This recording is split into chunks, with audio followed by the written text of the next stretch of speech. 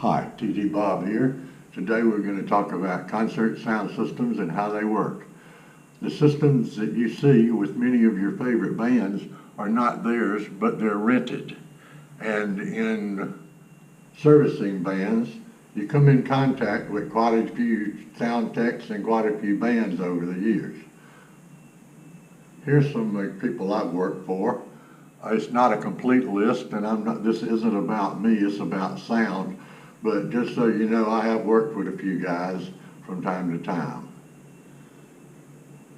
Here's a picture of Kenny Loggins' band from about 1983.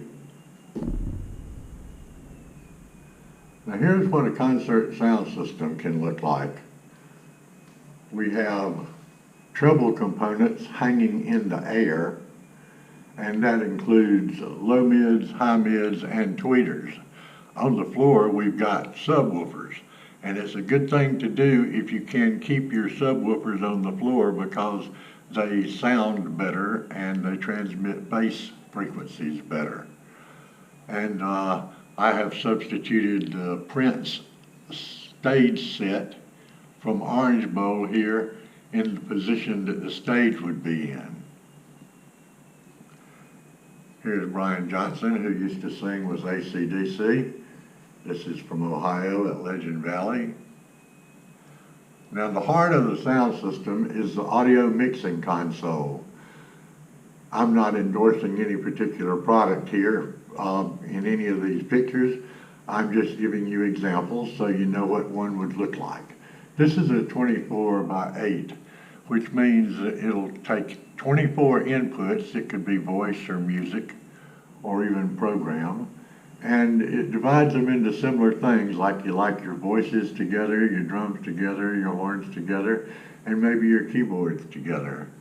That way, if one particular subgroup of your whole mix needs to be brought forward or brought down to suit the musical passage, you have control of them as singularly and as a group. And then the output group feeds your sound system and recording and whatever else you need to feed off of your main console. Here's an example of a sound system and a complete stage set going up.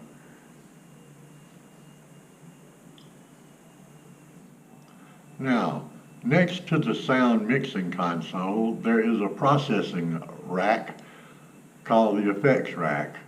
It's your crossover because your speaker system does not all work in the same frequency range.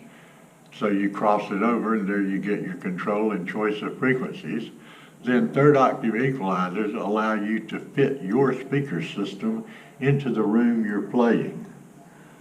Output limiters allow you to play at a better overall average volume for the size system you have. And your digital delays are your echo and reverb effects. And of course, down at the bottom, you're going to need a CD player to play music during set changes and before and after your show. Well, here I am at work, big outdoor show. Gotta say it was good for my suntan, but this was somewhere near Atlanta, and this was probably about 1975.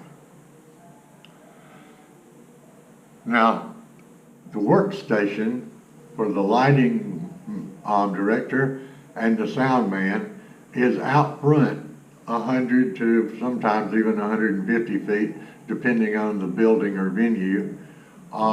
And you're going to have, for the sound guy, your audio mixing console and your effects rack, and then the lighting console will be somewhere else on the table.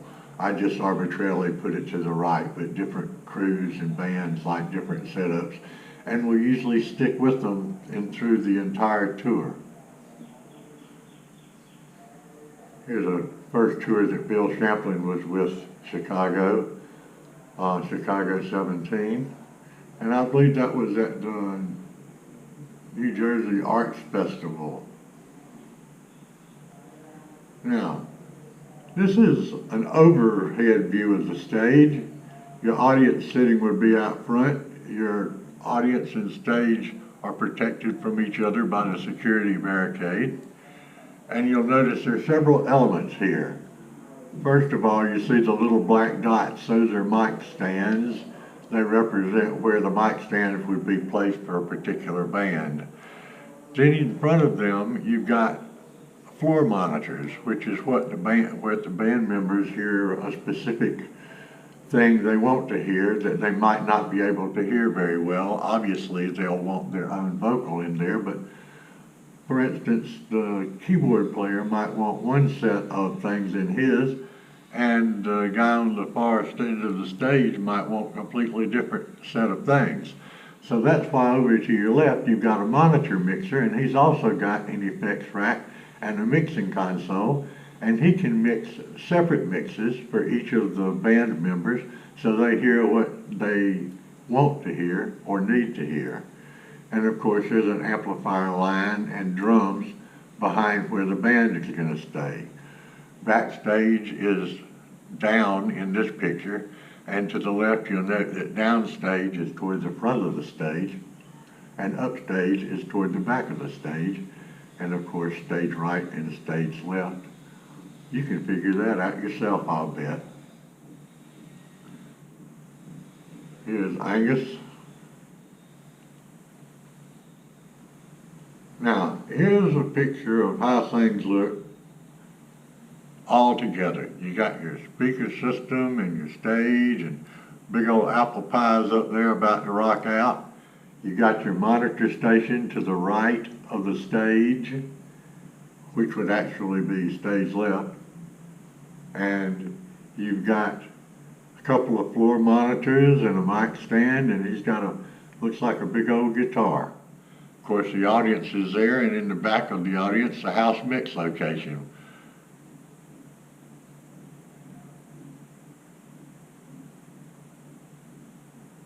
Now, here's kind of the road map that allows the bands to communicate with the sound crew, because usually the sound crew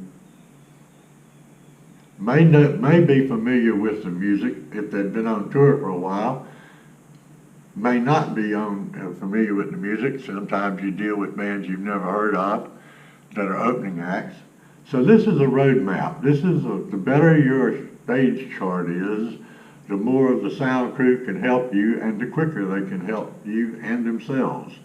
So we'll take a quick look. We've got 16 microphones or direct boxes listed and located on the position chart to the right of the list.